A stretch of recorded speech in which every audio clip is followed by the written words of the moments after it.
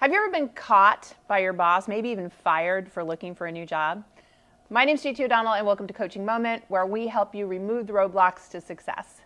So we recently got an inquiry over at Work It Daily by somebody who had this exact situation. I want to read it to you. It says, "Hey JT, my employer fired me for looking for a new job. Yes, I opened my personal Gmail account on his computer and read a couple of jobs sent to me. He was monitoring the computers and saw the subject line. I don't want to lie when asked why I left, but how is the best way to answer this while being as honest as possible?" Yeah, that's a tough one. So first of all, I think lesson learned, cautionary tale, folks.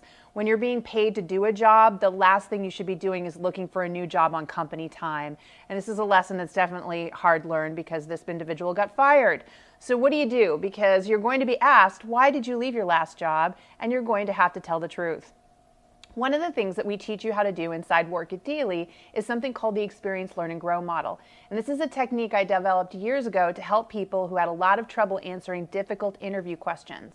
And I can tell you that it really works. And that's because we take all the subjectivity, all the emotion out of the answer and get you to a place where you can talk logically about what happened, recount the events very objectively, talk about how you learned from the experience, and then how you grew, meaning how you're going to make sure that this never happens again.